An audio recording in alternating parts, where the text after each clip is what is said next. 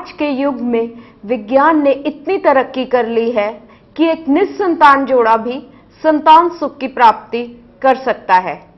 ये तभी संभव हो सकता है जब एक जोड़ा सही डॉक्टरी सलाह ले एवं अति आधुनिक मशीनों और विधियों द्वारा माता पिता होने का सुख प्राप्त करे।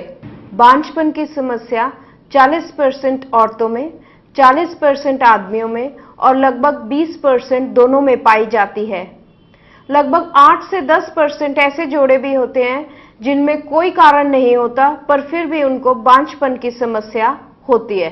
जब भी एक निस्संतान जोड़ा डॉक्टरी सलाह के लिए आते हैं, दोनों आदमी और औरत के टेस्ट किए जाते हैं।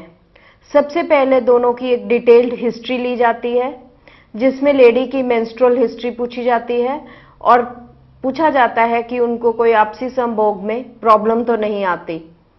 आदमी का जो टेस्ट है, सबसे पहले एक सीमन टेस्ट किया जाता है, जिसमें हमें पता लगता है कि आदमी में स्पर्म्स की क्या मात्रा है। स्पर्म्स बिल्कुल नहीं है, जिसको हम एजोस्पर्मिया कहते हैं, या स्पर्म्स की कमी है, जिसको हम ओलिगोस्पर्मिया कहते हैं, या स्पर्म्स तो हैं पर मात्रा कम है और डेड ज्यादा है, जिसको हम ओलिगोएस्थेनोस्पर्मिया कहते हैं। अगर एक आदमी के सीमन में इन्फेक्शन पाई जाती है तो उसका सीमन कल्चर भी किया जाता है। अगर स्पर्म्स बिल्कुल नहीं है, यानी कि एजोस्पर्मिया है या स्पर्म्स की मात्रा कम है, तो एक आदमी के आगे और टेस्ट किए जाते हैं। देखा जाता है कि उसके स्पर्म्स बन ही नहीं रहे हैं, कि अगर स्पर्म्स बन रहे हैं और वो बाहर नहीं आ रहे, जिसको हम ब्लॉकेड कहते हैं। इसके लिए एक आदमी के हार्मोन्स की जांच की जाती है, गोलियों की स्कैन की जाती है, जिसमें गोलियों का साइज देखा जाता है, खून का प्रवाह देखा जाता है और देखा जाता है कि कोई वेरिकोसील तो नहीं। उसके बाद गोलियों में से पानी लेके देखा जाता है कि स्पर्म्स बन रहे हैं, कि स्पर्म्स बन के बाहर आ रहे हैं या बन ही नहीं रहे, जिसको हम ब्लॉकेड कहते हैं। एक औरत के जो टेस्ट किए जाते हैं, उसमें सबसे पहले एक स्कैन किया जाता है। ये स्कैन ब्लैक एंड व्हाइट एवं रंगीन भी हो सकता है। देखा जाता है कि बच्चेदानी का साइज क्या है, यूट्रस ठीक है, उसकी तय ठीक है, कोई अंदर रसौली तो नहीं है। उसके बाद साथ ही अंडेदानियों की जांच की जाती है।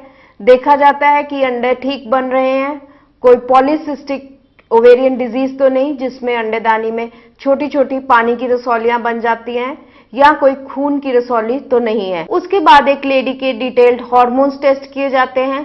देखा जाता है उसको कोई थायराइड की प्रॉब्लम तो नहीं, जिसके कारण उसको प्रेगनेंसी नहीं हो रही। उसके बाद एक लेडी की ट्यूब्स की जांच की जाती है। जो ये जांच है 3 तरह से की जाती है। एक तो हम एक्सरे के जरिए भी कर सकते हैं, जिसको हम हिस्टेरोसल्पिंगोग्राफी कहते हैं। दूसरा ये स्कैन के जरिए भी की जाती है, जिसको हम सोनोसाल्पिंगोग्राफी कहते हैं। और तीसरा है जिसको हम दूरबीन डाल के पेट में ट्यूब्स देख सकते हैं। इसके बाद दोनों हस्बैंड वाइफ के एंटी स्पर्म एंटीबॉडी टेस्ट भी किए जाते हैं। कई बार देखा गया है कि एक हस्बैंड वाइफ की कंसेप्शन तो हो रही है, यानी कि प्रेगनेंसी हो रही है, पर बार बार एबॉर्शन हो रहा है, बच्चा गिर रहा है।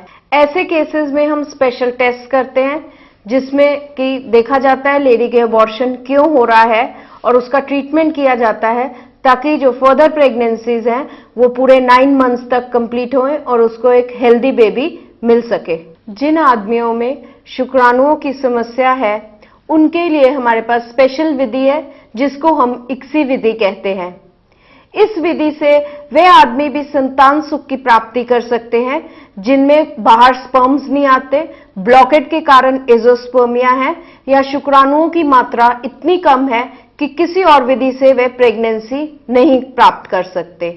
इस मशीन को हम इक्सी मशीन कहते हैं। ये उन पेशेंट्स के लिए यूज की जाती है जिसमें हमने इक्सी करनी है, जिनमें स्पर्म्स नहीं है। इसमें एक एग और एक स्पर्म का मिलन माइक्रोस्कोप के अंडर किया जाता है। इस विधि में हम एक स्पर्म ले